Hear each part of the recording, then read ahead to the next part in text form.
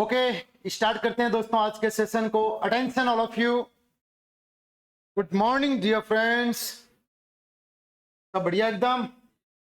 मेरे ऑनलाइन साथियों को भी सभी को राम राम। और आज की सेकंड क्लास के साथ हम स्टार्ट कर रहे हैं अपना सेशन, जिसमें हमने कल बायोलॉजी कुछ बेसिक पढ़ा, उसके बाद में हम साइंस के बायोलॉजी के बेसिक पढ़ रहे हैं। आज हम विधिवत रूप से टॉपिक को भी स्टार्ट कर देंगे। उससे पहले ये बायोलॉजी क्या है, जीव विज्ञान क्या है, कुछ बेसिक चीजें जो आपकी समझ को और मजबूत करेगी, उनको हम थोड़ा सा देखेंगे। लास्ट टाइम जाते जाते हमने एक जीव के निर्माण की प्रोसेस कर दी थी, क्योंकि हमने कहा था बायोलॉजी के अंदर हम जीव की उत्पत्ति से संबंधित और उसकी समस्त जो संरचनाएं हैं, कार्य प्रणाली है, और यहाँ तक कि जीवन से लेकर मृत्यु तक का संपूर्ण अध्ययन करते हैं। और हम एक जीव की उत्पत्ति करने जा रहे थे। मैंने कहा कि अगर वो जीव मैं हूं तो मेरी उत्पत्ति के अंदर कितने लोगों का योगदान था? 2 का। और यहीं से बात कर रहे थे, 2 लोगों का योगदान था। पहला कौन है?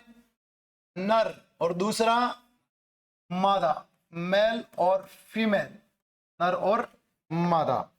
बात करते हैं दोस्तों नर और मादा की। तो हमने कहा था दोस्तों, जनन क्रिया के दौरान जो नर होता है, नर के शरीर से एक जनन कोशिका निकलती है जिसे बोलते हैं नर युग्मक, जिसे बोलते हैं मेल गेमिट। और इधर मादा से भी दोस्तों एक संरचना आती है जिसे बोलते हैं फीमेल गेमिट, या जिसे बोलते हैं मादा युग्मक, जिसे बोलते हैं मादा युग्मक। नोक कहां गई? जिसे बोलते हैं मादा युग्मक। ओके, अब बात करते हैं नर युग्मक। कल बताया था नर युग्मक कौन क्या होता है? नर युग्मक होता है कौन? जवाब आने चाहिए। शुक्र है कि कौन है? शुक्राणु। वही पूंछ वाला बूढ़ा शुक्राणु, या जिसे बोल देते हैं स्पर्म। दिखने के अंदर कुछ कुछ ये संरचना ऐसी दिखाई देती। और दूसरी इधर हमने बात की दोस्तों, मादा से जो संरचना रिलीज होती है मासिक धर्म के दौरान, उसे बोलते हैं अंडाणु, या उसे बोलते हैं ओवम। ओवम अंडाकार संरचना होती है। ठीक है, अब दोस्तों इधर देखो शुक्राणु है, इधर अंडाणु है। अच्छा, यहां से पहले इनके बारे में 1-2 बात बता देता हूं। आप सभी को पता है कि हमारे शरीर का निर्माण किससे हुआ है? कोशिका से। और अगर मनुष्य के शरीर की मैं कोशिका की बात करूं तो दोस्तों कोशिका में, मनुष्य की कोशिका में केंद्रक में कितने गुणसूत्र मिलते हैं? अगर आप सभी मनुष्य हो तो आपकी कोशिका में गुणसूत्र कितने हैं? हाँ बिल्कुल, जितने दिमाग में आ रहे हैं बताओ कितने आ रहे हैं? तो 46 गुणसूत्र ही है। अगर गुणसूत्र कम ज्यादा हो जाएंगे तो आप में भी कुछ ना कुछ कम ज्यादा हो जाएगा, लक्षण ऊपर नीचे हो जाएंगे। अरे एक नहीं है। तब हमने कहा था दोस्तों, पूरी कोशिका में अगर पूरी की पूरी एक सेल है, ये अगर पूरी पूरी एक सेल है या एक कोशिका है, तो इसमें गुणसूत्र क्रोमोसोम होते हैं 46 गुणसूत्र होते हैं। लेकिन अगर मैं आपसे कहूं, ये जो शुक्राणु और अंडाणु होते हैं, ये अर्ध कोशिकाएं हैं। कैसी है? अर्ध कोशिकाएं, सेमी सेल है, ये अर्ध कोशिका है। और अगर ये अर्ध कोशिका है तो गुणसूत्र भी कितने रह जाएंगे? आधे। तो शुक्राणु के अंदर भी कितने गुणसूत्र है? आधे, मतलब कितने? 23। और अंडाणु में भी कितने? तो आधी कोशिका अंडाणु और आधी कोशिका कौन है? शुक्राणु। हमने कहा कि शुक्राणु है राजा जी, ये है रानी। अरे हमारे पास राजा है, रानी है। बोल राधा बोल, संगम होगा कि नहीं? बिल्कुल संगम होगा। शुक्राणु और अंडाणु यहां से जुड़ेंगे। और जब शुक्राणु और अंडाणु जुड़ते हैं तो क्वेश्चन पूछा जाता है कि शुक्राणु और अंडाणु के जुड़ने की प्रक्रिया क्या कहलाती है? क्या कहलाती है? निषेचन। अरे क्या कहलाती है? निषेचन, फर्टिलाइजेशन। इसे बोलते हैं निषेचन या फर्टिलाइजेशन। वो जब निषेचन होगा तो देखो, एक युग्मक इधर से आया, एक युग्मक इधर से आया, और जब 2 युग्मक मिलते हैं तो 2 युग्मक के मिलने से एक बड़ी संरचना बनेगी, जिसे बोलेंगे क्या? युग्मनज। क्या बोलेंगे? युग्मनज। इसे कहा जाता है जाइगोट। क्या कहा जाता है? जाइगोट। अरे आधी कोशिका इधर से आई और आधी कोशिका इधर से आई, तो पूरी की पूरी दोस्तों कैसी कोशिका बनी है? पूरी की पूरी एक कोशिका बनी है। कैसी बनी है? एक कोशिका।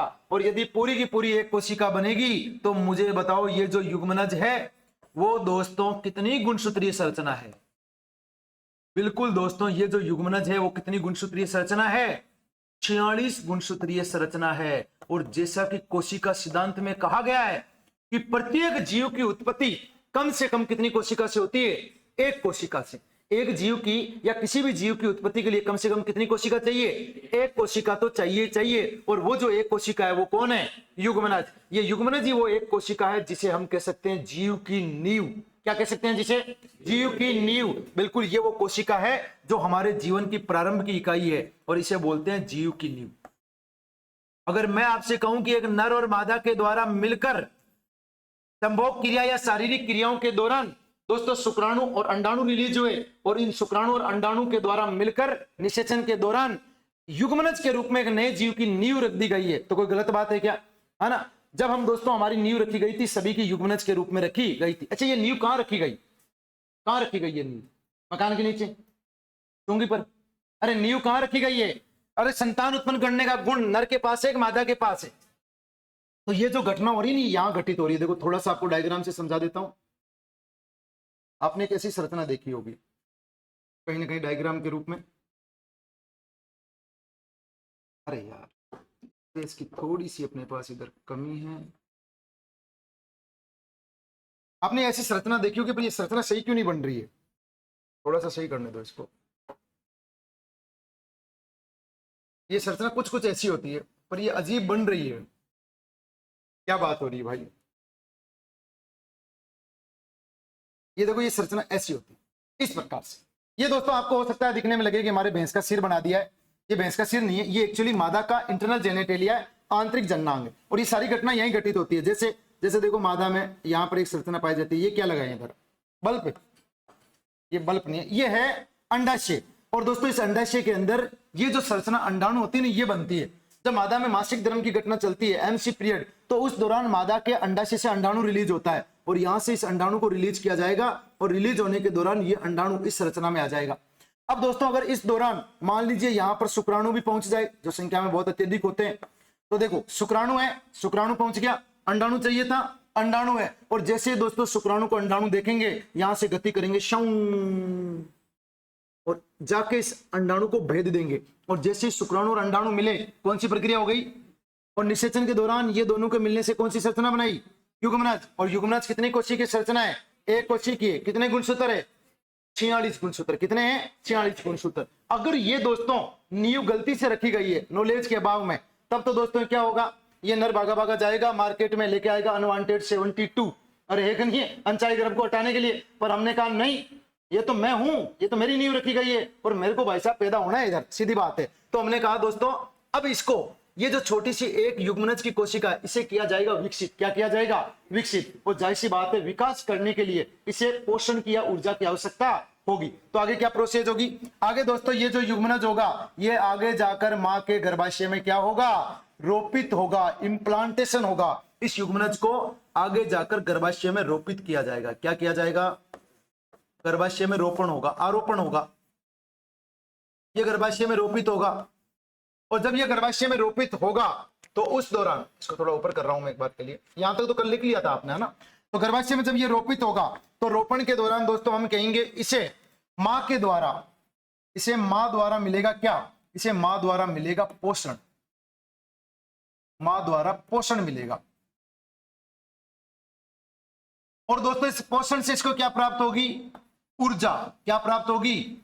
ऊर्जा। ये जो एक कोशिका की, अरे मुझे बताओ, जब बच्चा पैदा होता है तो क्या युग्मनज के रूप में, एक कोशिका के रूप में पैदा होता है क्या?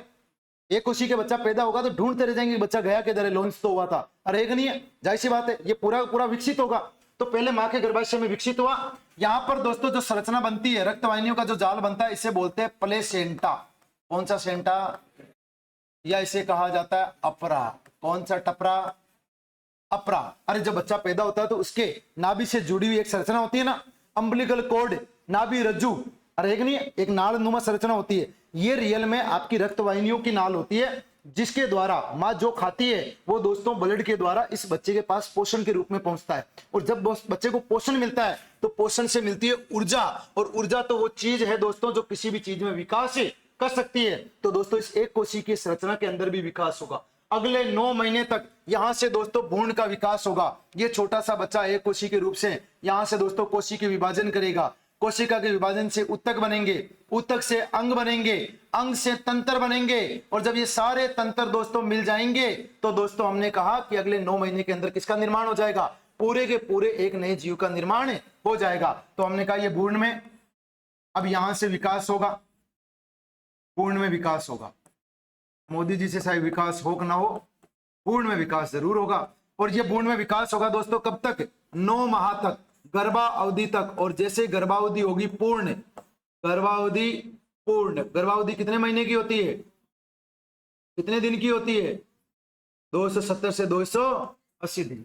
वो बात अलग है, यहाँ पे कोई सतमाशा भी हो सकता है। अठमाशिया भी हो सकता है ना, समय से पहले से भी लॉन्च हो सकता है। पर सामान्य दोस्तों कितना होता है, गर्भावधि पूर्ण होती है 9 माह तक। और फिर हमने कहा जैसे गर्भावधि पूर्ण होगी, यहां से ये जो बेबी है इसे यहां से लॉन्च किया जाएगा। और 9 महीने पहले जो नर और मादा के द्वारा युग्मनज के रूप में एक नए जीव की नींव रखी गई थी, वो पूर्णतः विकसित होकर और दोस्तों प्रसव क्रिया के द्वारा ये नवजात शिशु यहाँ पर पैदा हो जाएगा। ये लो एक नया जीव बेबी लॉन्च हो गया। किसी को स्वामणी बुलवानी हो तो बुलवा देना। और एक नहीं है तो हमने कहा फिर होगी प्रसव क्रिया, और प्रसव क्रिया के द्वारा ये नवजात शिशु लॉन्च हो जाएगा, नवजात उत्पन्न। तो क्या नया जीव बन गया क्या? ये बन गया। अरे नहीं, ये देखो लोगों को लगते हैं 9 महीने, हम साइंस की फैकल्टी है, हमें 15 मिनट लगते हैं। अरे नहीं है, हमने संतान बढ़ा दिया यहाँ पर, ये नया जीव हमने लॉन्च कर दिया। अब मुझे एक बात बताओ, ये जो नया जीव लॉन्च हुआ है, जो ये छोटा सा बच्चा है, अरे आपने देखा होगा छोटे बच्चों को, आप जाते हो कभी कभी हॉस्पिटल में, जनाना हॉस्पिटल में बच्चे पैदा हो रखे होते हैं, आपके रिश्तेदार जब आते हैं तो शाम की चाय वाय या सुबह का खाना वाना कोई ना कोई बंदी आपके भी बांधते हैं कि भाई सुबह की चाय लेके आ जाना या शाम की रोटियां बना के लेके आ जाना।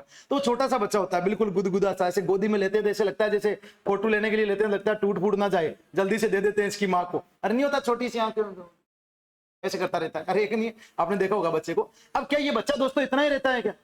अरे इसके बाद भी तो इसमें क्या होता है, विकास होता है। जितना मैं पैदा हुआ था आज उतना ही थोड़ी हूं, उसके बाद में मेरे में विकास हुआ था। और मुझे बताओ दोस्तों, विकास करने के लिए किसकी आवश्यकता होती है? फिर भी पोषण की, और पोषण से फिर भी किसकी आवश्यकता होती है?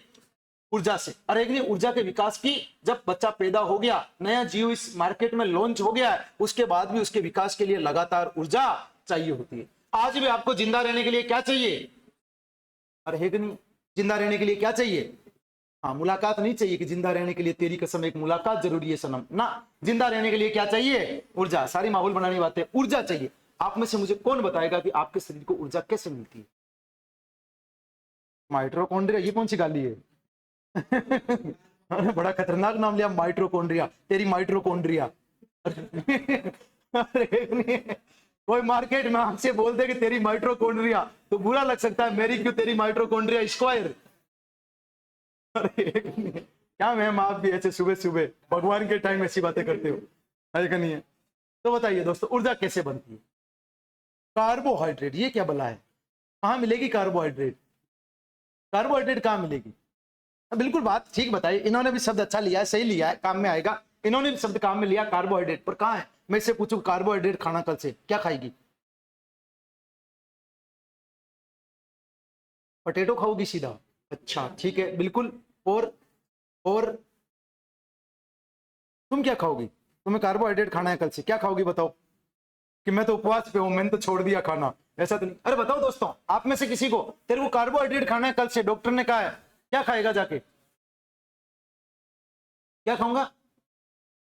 तेज बोल। खाना, खाना में तो बहुत कुछ आता है, खाने में तो बहुत सारी चीजें आती है, सारी चीजें खाने में आती है जो तुम खाते हो। पर कार्बोहाइड्रेट के रूप में आप क्या खाओगे? अपने को जानकारी होनी चाहिए ना भाई। कार्बोहाइड्रेट, आपसे डॉक्टर बोल दे कि तेरे पेट में अपच है, तेरे को फाइबर खाने हैं, उधर तूने डॉक्टर को बड़े दांत में बोल दिया, बिल्कुल डॉक्टर साहब फाइबर खा लूंगा। बाहर आते ही सोचा खाऊं क्या फाइबर में? अरे नहीं, क्या खाएगा फाइबर में? अगर तेरे को फाइबर खाने तो दाल चावल, है ना, केवल चावल खा लेना, दाल खा लेना, ठीक है। अब देखो सुनना, इन्होंने कहा कार्बोहाइड्रेट।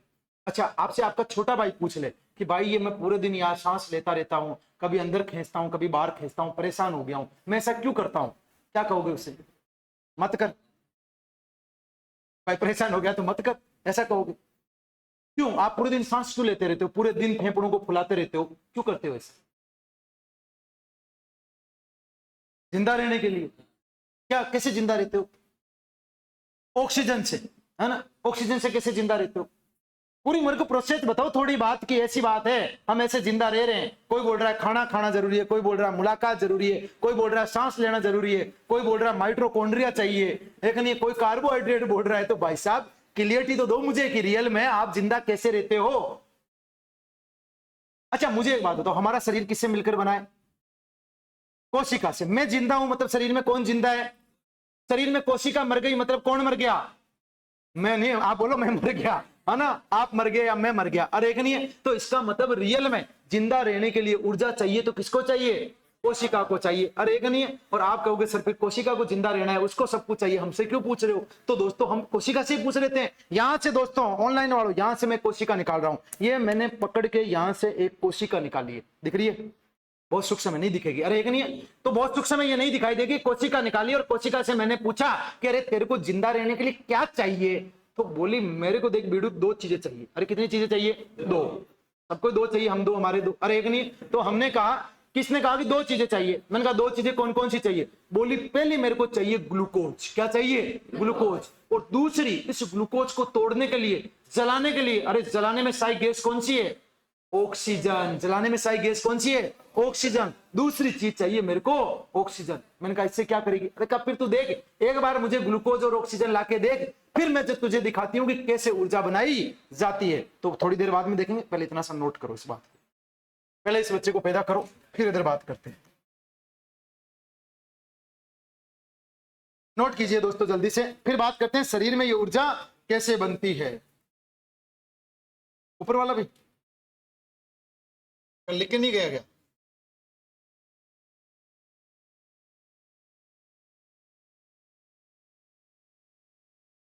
ये पूरा लिख लेना, कुछ मत छोड़ना जो दिख रहा है। ये डायग्राम मत बनाना, बस इसका इधर यूज नहीं।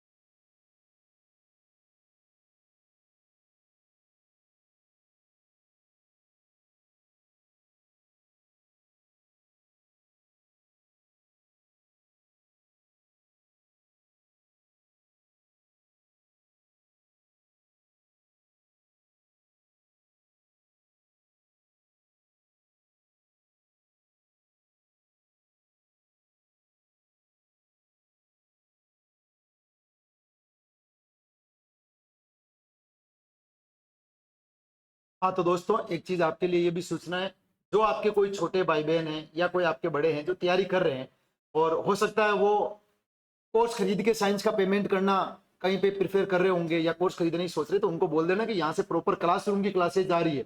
और एक नहीं है जो क्लास 1 घंटे में वो आधे घंटे में भी कवर कर लेंगे, तो उनको भी आप बोल देना कि आप साइंस की क्लासेज यहाँ से कंटिन्यू ले लें। ये क्लासेज कंटिन्यू रहने वाली है वैसे भी, ठीक है ना। तो इसीलिए ये आगे लाइव चला देंगे, आज सिस्टम नहीं चल पाया, कल से लाइव चला देंगे, आज तो रिकॉर्डेड है।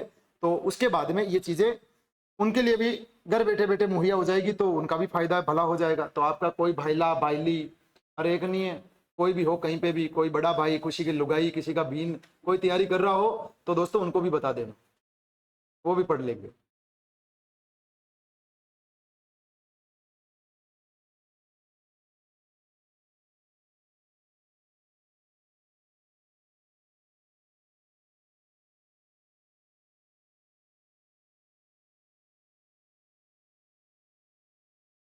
दिख तो रहा है क्या?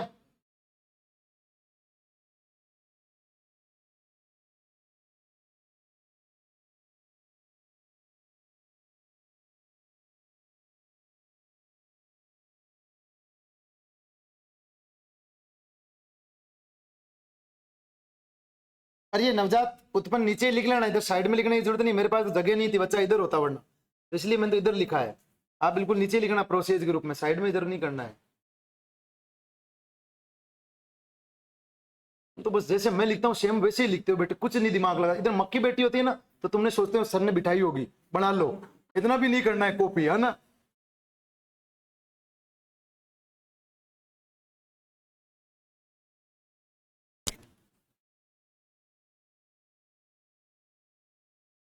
चलिए नोट कर लिया होगा। तो हमने कहा दोस्तों कि ये तो एक नवजात जी उत्पन्न हुआ, ठीक है, आपने अपना देखा कि ये प्रोसेस ऐसे चलता है शरीर के। अब हमने कहा कि इसके विकास के लिए अभी भी हमें किसकी आवश्यकता होती है? ऊर्जा की आवश्यकता। और हमने कहा हमें ऊर्जा की आवश्यकता होती है, यानी हमारा शरीर, हमारे शरीर की आधारभूत संरचनात्मक क्रियात्मक इकाई है कोशिका, हमें ऊर्जा चाहिए। मतलब शरीर में किसको ऊर्जा चाहिए? कोशिका को ऊर्जा चाहिए। तो दोस्तों बात करते हैं आगे, आगे बढ़े, सुनिएगा। ऊर्जा निर्माण प्रक्रिया, ऐसे लिखना हेडिंग के रूप में, ऊर्जा निर्माण प्रक्रिया।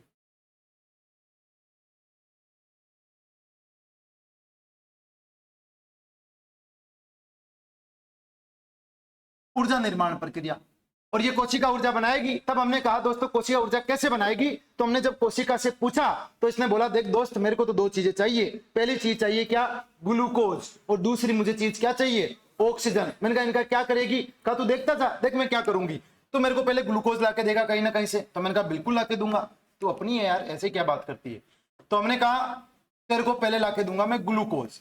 अच्छा, ग्लूकोज का फॉर्मूला क्या होता है दोस्तों, C6H12O6, और साथ में दोस्तों हमने कहा इसको चाहिए क्या, ऑक्सीजन, ऑक्सीजन करे, ठीक है। तो मैंने कहा फिर तो इससे क्या करेगी, कहा देख मैं क्या करूंगी, ये जो ग्लूकोज है और ये जो ऑक्सीजन है, ग्लूकोज है कार्बनिक पदार्थ और ऑक्सीजन जलाने के अंदर तोड़ने में सहायक गैस है, तो मैं क्या करूंगी इस ग्लूकोज को इस ऑक्सीजन की उपस्थिति में, इधर मेरे पास एक खोपचा है जिसका नाम है माइटोकॉन्ड्रिया, और इधर इस ग्लूकोज को ले जाऊंगी और इसके साथ गुलू गुलू करूंगी। अरे क्या करूंगी, और जब ये गुलू गुलू करेगी तो इस ग्लूकोज को ऑक्सीजन की उपस्थिति में तोड़ेगी और तोड़कर दोस्तों यहां से क्या बनाएगी, ऊर्जा, ऊर्जा बनाएगी, और ऊर्जा के साथ में ये दोस्तों यहां बनाएगी क्या, पानी H2O, और साथ में अपशिष्ट गैस बनेगी कौन सी, CO2। अरे कौन सी बनेगी, CO2।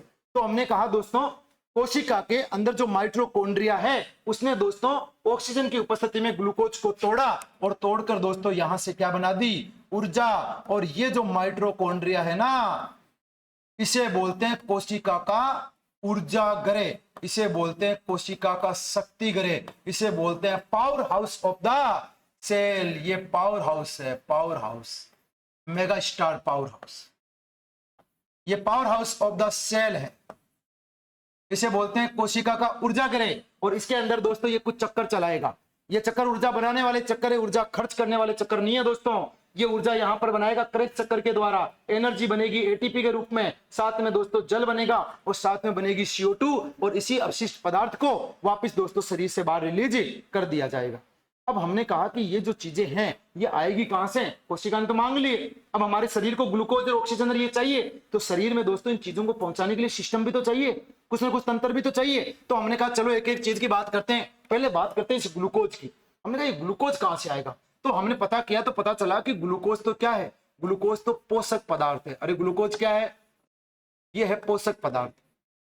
अब हमने कहा पोषक पदार्थ तो बहुत सारे हैं जो दैनिक जीवन में आप खाते हो, कार्बोहाइड्रेट, वसा, प्रोटीन, खनिज लवण, विटामिन, जल, खाद्य रेशे, ये सब क्या है, ये सब के सब दोस्तों क्या है, पोषक पदार्थ है। इनमें से ग्लूकोज किससे मिलेगा, तब मेरे एक दोस्त ने इधर से बोला था क्या, कार्बोहाइड्रेट। अरे क्या खाना पड़ेगा, कार्बोहाइड्रेट से ग्लूकोज मिलेगा। कार्बोहाइड्रेट जटिल रूप है और उसकी सूक्ष्म इकाई के रूप में उसमें ग्लूकोज मौजूद होता है। तो हमने कहा यकीनन जैसे दोस्त ने कहा है कि हमें कौन सा पोषक पदार्थ खाना पड़ेगा ग्लूकोज के लिए, कार्बोहाइड्रेट। अब मैं बोलूं कि कार्बोहाइड्रेट आपको खाना है, तो कार्बोहाइड्रेट के लिए आपको खाना क्या है ये भी तो पता होना चाहिए। तो कार्बोहाइड्रेट के मेनली जो स्रोत होते हैं वो होते हैं सभी के सभी अनाज, सभी प्रकार के अनाज, जितने भी अनाज होते हैं उनमें मैक्सिमम भाग कार्बोहाइड्रेट का होता है। हाँ प्रोटीन और वो चीजें भी होती है ना, तेलीय चीजें तो उनके अंदर वसा भी होगी, लेकिन अधिकतर खाद्य पदार्थों का, अनाजों का जो भाग होता है ना वो कार्बोहाइड्रेट से बना होता है।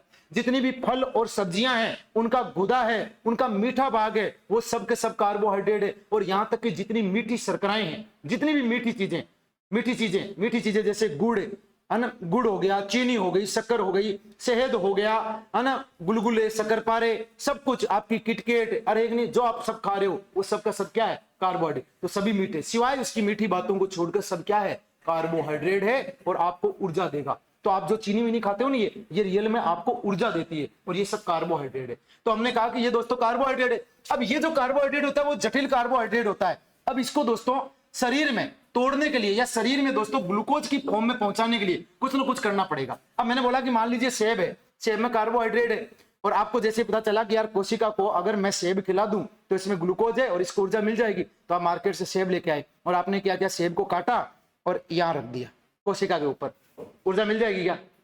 अरे कोशिका के ऊपर रख दिया, ऊर्जा मिल जाएगी क्या? क्या करना पड़ेगा? खाना पड़ेगा। और दोस्तों खाने के लिए कौन सा तंत्र आएगा? अरे खाने के लिए कौन सा तंत्र आता है? पाचन तंत्र, डाइजेस्टिव सिस्टम। तो शरीर का पहला तंत्र शरीर में ग्लूकोज पहुंचाने के लिए तैयार है, जिसका नाम है पाचन तंत्र। क्या काम है पाचन तंत्र का? जटिल भोज्य पदार्थों को तब तक तोड़ते जाना जब तक वो दोस्तों शरीर में अवशोषण योग्य सूक्ष्म इकाइयों में ना बदल जाए। जब कार्बोहाइड्रेट सैकेराइड में बदल जाए, शर्करा में, जब वसा लिपिड में बदल जाए, और प्रोटीन अमीनो अम्ल में बदल जाएगा, तब दोस्तों इसका पाचन तंत्र का काम पूरा हो जाएगा। तो हमने कहा यहां से आपका पाचन तंत्र आएगा, ये लो आपका पाचन तंत्र बना देते हैं।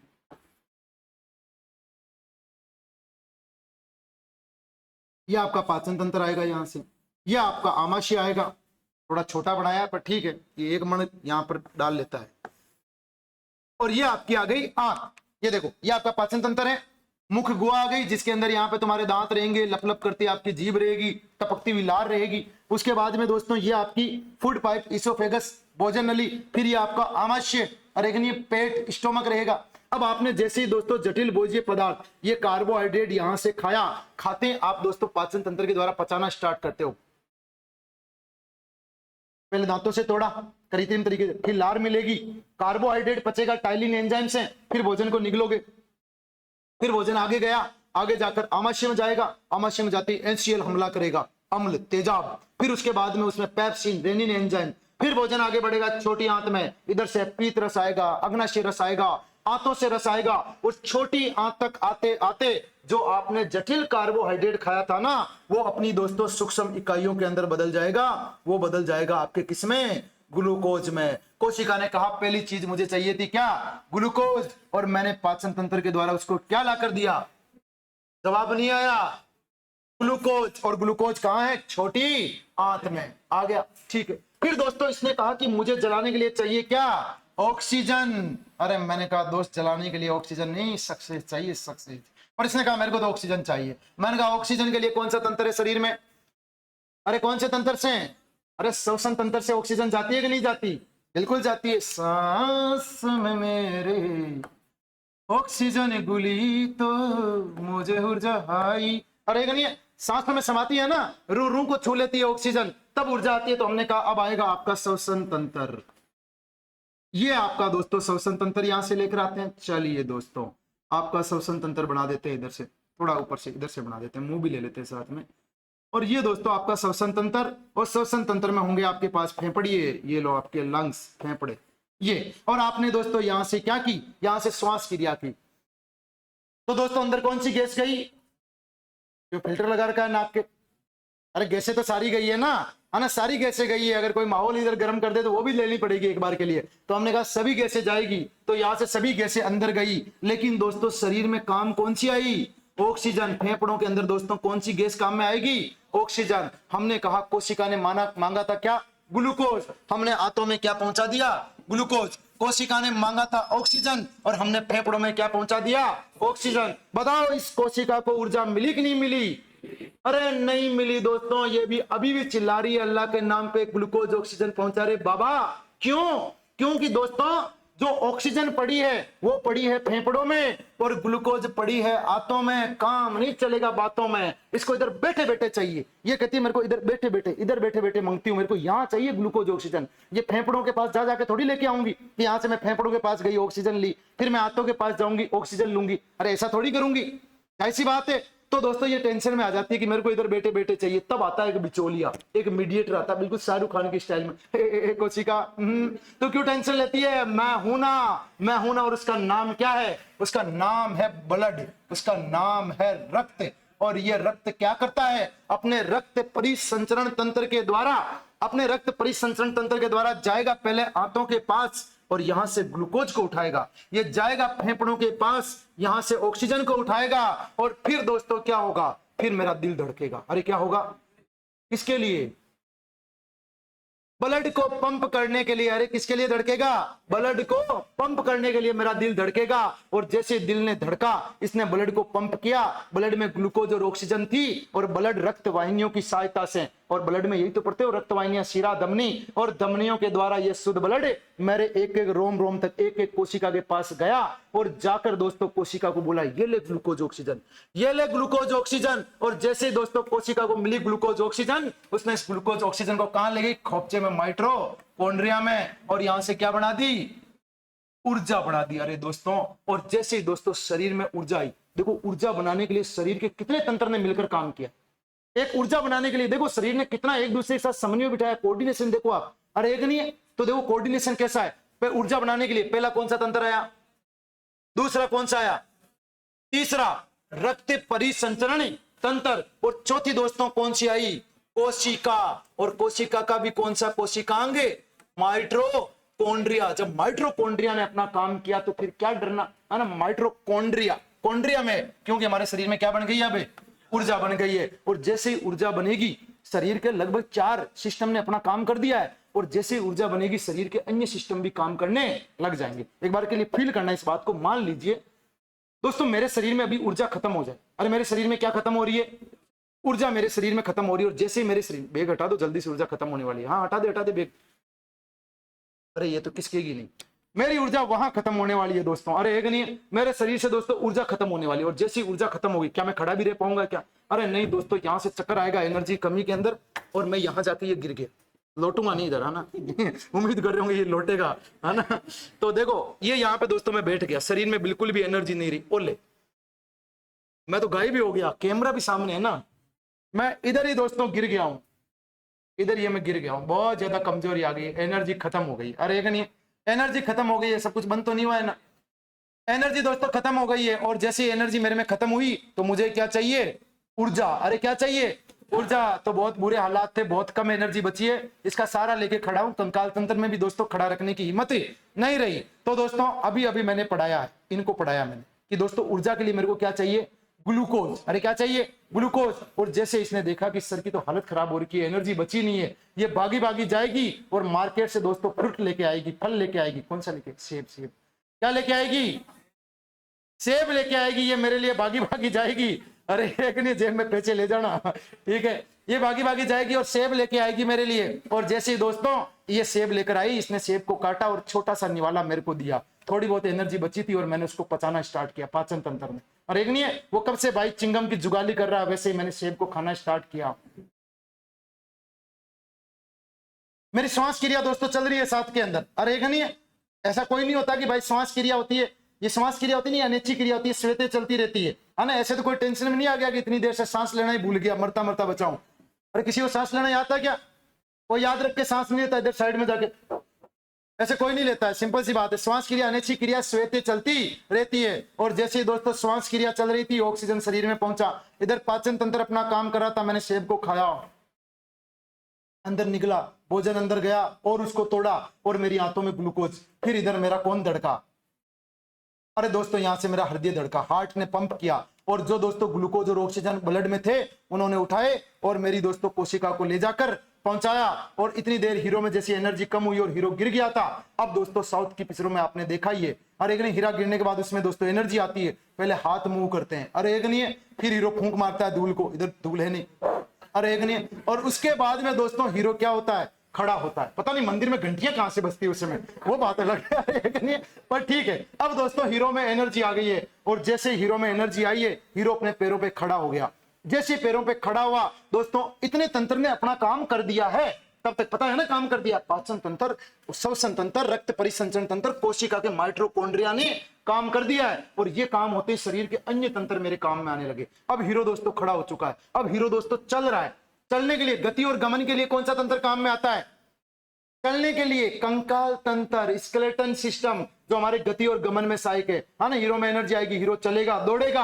अरे दौड़ेगा क्या, हीरो में ज्यादा एनर्जी आएगी तो ऋतिक रोशन का tinning tinning tinning tinning dance करेंगे, कमरिया हिलाएंगे। तो ये दोस्तों हमने कहा, लेकिन फिर याद आया हीरो को मैं पढ़ाने आया था, और पढ़ाने के लिए डांस नहीं करना है, पढ़ाने के लिए सोचने, समझने, विचार करने के लिए, तर्क करने के लिए, रीजनिंग करने के लिए, मैथमेटिक्स कैलकुलेशन करने के लिए तर्क शक्ति चाहिए, मानसिक विकास चाहिए, कल्पना चाहिए, ज्ञान, चेतना, वाणी और भावना चाहिए। तब हमने कहा दोस्तों, हमने कहा कि दोस्तों इसके लिए तंत्रिका तंत्र एक्टिवेट करना पड़ेगा। तो दोस्तों सोचने समझने के लिए मेरा तंत्रिका तंत्र भी एक्टिवेट हो गया। अब मैं बोल रहा हूं, सोच समझ के बोल रहा हूं, तो हमने कहा कि तंत्रिका तंत्र भी काम में आ गया। तो देखो तंत्रिका तंत्र काम करने लग गया। हीरो ने कुछ खाया तो हीरो कुछ पचाएगा, तो कुछ निकालेगा भी, अपशिष्ट पदार्थ निकालेगा, है ना। शरीर में जो अपशिष्ट बने उनको रिलीज करेगा। उत्सर्जन तंत्र, एक्सक्रिएशन सिस्टम काम में आएगा। अरे एक नहीं है, और साथ में ग्रंथि तंत्र, हार्मोन के रूप में सूचनाएं भेजेंगे, संदेश वाहक भेजेंगे, तो वो भी काम में आएंगे। अरे हीरो में ज्यादा एनर्जी आ गई थी, हीरो माहौल बनाएगा, संतान उत्पन्न करेगा, जनन क्रिया करेगा, जनन तंत्र काम में आएगा। और एक दिन हीरो बूढ़ा हो जाएगा, शरीर में रोग आएंगे, जीवाणु जनित, विषाणु जनित, कवक जनित। और एक दिन दोस्तों हीरो को लोग कंधे पे उठा लेंगे और बोलेंगे राम नाम सत्य बोलो गत्य है। अरे क्या है? गत्य है। अरे एक नहीं। तो दोस्तों हमने कहा कि ये ऐसे प्रोसेस चलती है। पूरी बात समझ में आई? अरे देखिए क्या बायोलॉजी पूरी दिमाग में कि शरीर के पूरे सिस्टम कैसे एक दूसरे के साथ काम है कर रहे हैं। अब तो पढ़ना है क्या, हेडिंग डालेंगे कंकाल तंत्र, ये हड्डी वो हड्डी, छोटी बड़ी, कान में पैर में, बस सूचनात्मक चीजें ध्यान रखनी है कि नहीं। बाकी चीजें नॉलेज के रूप में आपको ऐसे पता होना चाहिए कि हमारा शरीर क्या है। अब आप ये नोट करोगे, लिखोगे दोस्तों ऊर्जा निर्माण की प्रक्रिया। ऊर्जा निर्माण की प्रक्रिया, मुझे लगता है आज तो आज की क्लास तो आपका घर जाके वापस भी मन करने वाला है कि एक बार और ले लेते हैं। अरे है कि नहीं।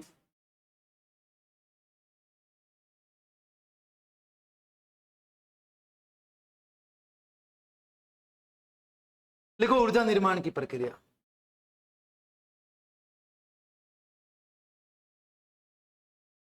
क्या दोस्त, व्हाइट शर्ट सफेद कपड़ा लिख रहा है क्या? अमित शाह की तरह है सफेद कपड़ा।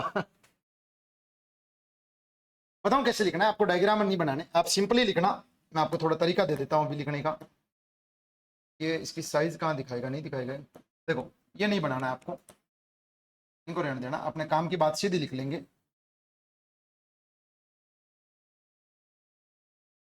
देखो आपको बताऊं क्या लिखना है, आपको बस ये लिखना है ग्लूकोज पाचन तंत्र से प्राप्त। वो कैसे प्राप्त होगी वो सब कुछ हम कर लेंगे। श्वसन तंत्र से ऑक्सीजन प्राप्त, रक्त द्वारा परिसंचरण या रक्त द्वारा होगा संचरण, तो रक्त परिसंचरण तंत्र आ जाएगा। और रक्त ले जाएगी दोस्तों कोशिका, कोशिका में mitochondria power house of the cell, और बन जाएगी ऊर्जा H2O और CO2। समझ में आ रही है ना बात अच्छे से, तो ये चीज लिख लेना। तो अब आपसे आपका छोटा भाई पूछे कि भाई तू कुचामन की मोटी कोचिंगों में पढ़ता है, रोजाना ना धो के सुंदर बन के स्टेटस लगाता है, तेरे को कुछ नॉलेज है कि नहीं है, बता मैं सांस क्यों लेता हूं। और तो बता दोगे क्या क्यों लेता है वो सांस, क्या बनाने के लिए, ऊर्जा। और श्वास में ऑक्सीजन जाती है तो ऑक्सीजन किसको तोड़ती है, ग्लूकोज को, कार्बनिक पदार्थ को जलाती है। और जब कार्बनिक पदार्थ जलता है वो फिर भी पूछेगी कैसे जलता है, तो बोलना इधर दे कागज ला, एक लाइटर लेके आ, और ऑक्सीजन तो मौजूद ही है, एक कागज को जलाना और बोलना देख कैसे धू धू करके ये जल रहा है। ये जल रहा है तो ये उष्मा दे रहा है, क्या दे रहा है, सुषमा या उष्मा, हाँ उष्मा दे रहा है। तो उष्मा दे रहा है मतलब ताप दे रहा है, मतलब ऊर्जा दे रहा है एक तरीके से। और साथ में दोस्तों धुआं निकल रहा है तो क्या रिलीज हो रही है, CO2। तो जैसे कार्बनिक पदार्थ के रूप में कागज जलता है, वैसे ही दोस्तों कौन जलेगा अंदर, अंदर जलेगा दोस्तों ग्लूकोज।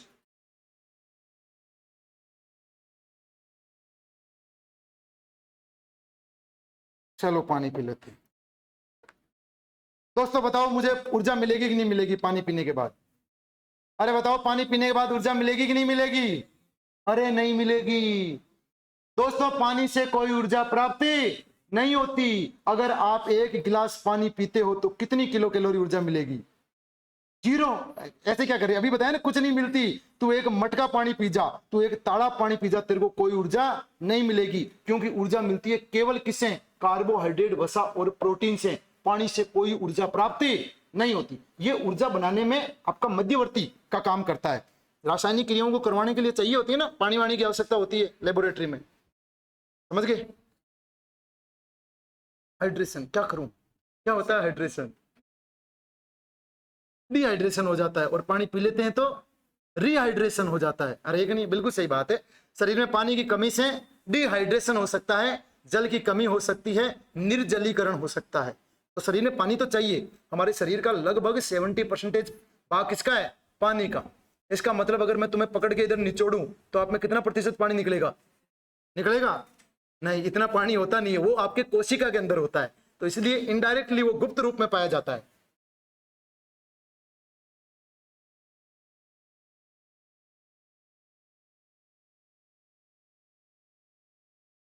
नोट करो दोस्तों।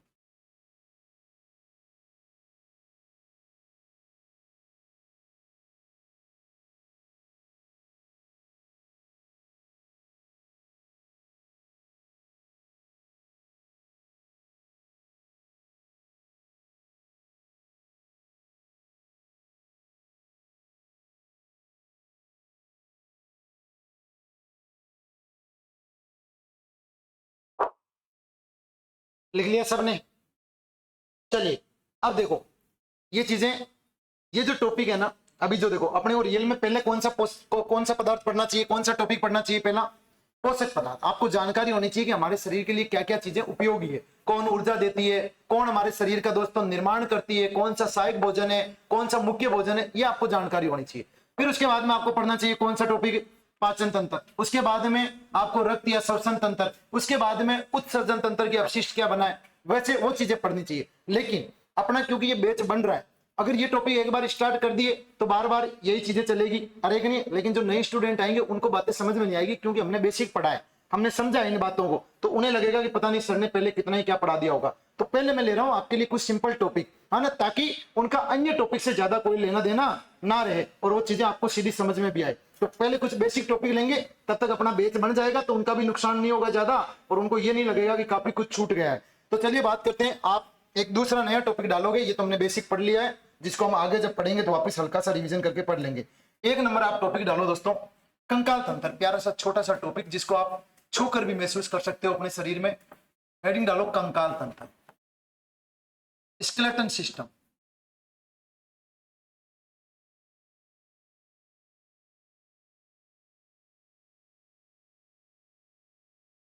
स्केलेटन सिस्टम,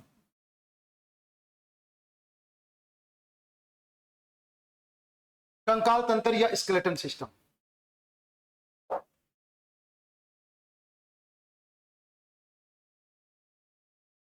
सुनिएगा दोस्तों, कंकाल तंत्र के बारे में आप मुझे बताइए पहले तो, ये कंकाल तंत्र क्या होता है, स्केलेटन सिस्टम क्या होता है, ये क्या करता है कंकाल तंत्र हमारे शरीर में।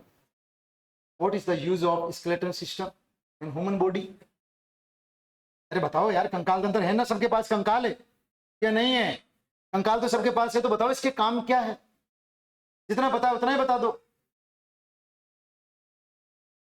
बोलो।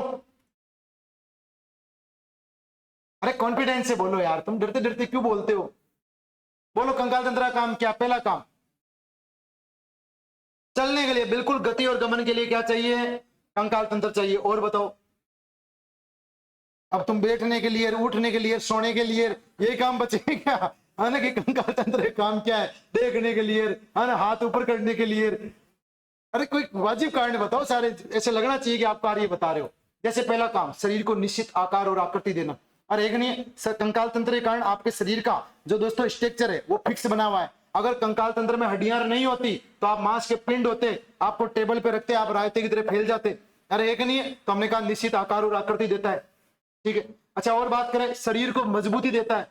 अरे कंकाल तंत्र में हड्डियां होती है, कभी लड़ाई होती है तो बोलते हैं इसकी हड्डियां तोड़, हड्डियां तोड़, क्योंकि पता है वो मजबूत पार्ट है। अरे एक नहीं है, तो कंकाल तंत्र शरीर को सुरक्षा, सहारा, मजबूती देता है, निश्चित आकार और आकृति देता है, गति और गमन में सहायक है, श्वसन और सुनने में सहायक है। आप पढ़ते हो कर्ण अस्थियां, कान में अस्थियां, सबसे छोटी हड्डी कान में मिलती है, ऐसे टर्बाइनल अस्थियां श्वसन में मदद करती है, ठीक है। ना केवल इतना, आपका कंकाल तंत्र, आपकी हड्डियां कैल्शियम, फास्फोरस, मैग्नीशियम से मिलकर बनी है, और जब दोस्तों शरीर को इन तत्वों की जरूरत होती है तो वो थोड़ा सा क्या कर लेता है, यहां से काम में ले लेता है, तो शरीर को आवश्यक लवण प्रदान करती है। अरे यही नहीं दोस्तों, पूरी दुनिया आपका जहां खून चूसने में लगी हुई है, चाहे कोचिंग वाले हो, हॉस्टल वाले हो, मकान मालिक हो, घर वाले हो, लुगाई हो, आदमी हो, गर्लफ्रेंड हो, चाहे कोई हो, आखिर कोई आपका खून चूस रहा है, लेकिन मजा तब आ जाता है जब हमारी हड्डियां हमारे लिए ब्लड बनाती है। और दोस्तों शरीर में ब्लड का निर्माण कहां होता है, अस्थि मज्जा में। अरे कहां होता है, अस्थि मज्जा। तो मजा आता है कि नहीं आता, ब्लड बना रही है हड्डियां, तो हड्डियां जो होती है वो ब्लड फॉर्मेशन करती है, अस्थि मज्जा, बोन मेरो। अरे कौन है, बोन मेरो। तो शरीर के अंदर ये भी काम है हड्डियों का, तो बहुत इंपॉर्टेंट रोल है। तो लिखिए दोस्तों, लिखो परिभाषा के रूप में पहले कंकाल तंत्र क्या है, फिर बात करते हैं इसके भागों की। लिखो, शरीर का ऐसा तंत्र, शरीर का ऐसा तंत्र, शरीर का ऐसा तंत्र जो शरीर को, शरीर का ऐसा तंत्र जो शरीर को सुरक्षा, मजबूती, शरीर को सुरक्षा, मजबूती, कोमा, निश्चित आकार व आकृति, आकार व आकृति तथा गति व गमन में सहायता प्रदान करता है।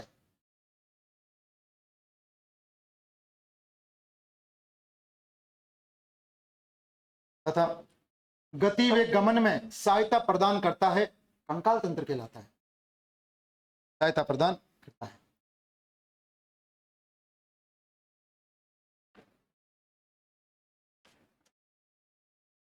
दोस्तों बाकी जो बातें हैं कंकाल तंत्र के बारे में अब सुव्यवस्थित रूप से हम कल से करेंगे, ठीक है ना। थोड़ा सा क्लास 10-15 मिनट तो यहाँ के कारण भी लेट हो जाती है अपनी, 2 दिन हो गए।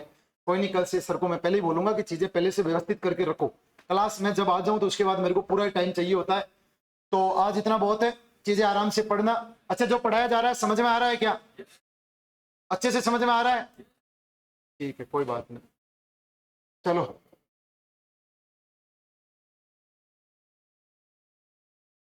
क्या करूं, शायरी सुनाऊं? अरे यार शायरी क्या सुनानी, आज का मौसम देखो तुम, है ना।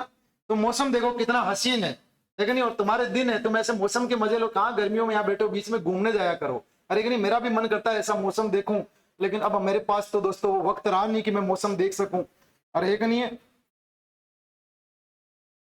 शायरी सुनाऊं? शायरी कल सुनाएंगे, कल आते ही सुनाएंगे, अभी तो लेट हो जाएंगे, है ना। कौन सी सुनाऊं, कोई प्यारी सी सुनाऊं तुम्हें? मेरे को तो याद ही नहीं आ रही, मैं तो भूल गया सारी शायरी, तुमने जब कहा तो। प्यार वाली सुनाओ, प्यार वाली सुनाता हूँ। साइंस के लेवल की सुनाऊं?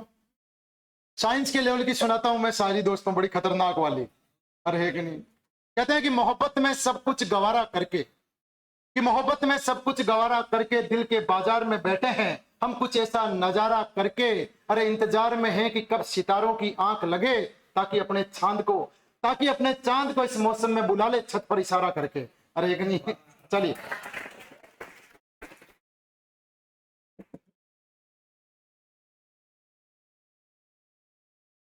बहुत गर्मी हो रही है आज तो मौसम में।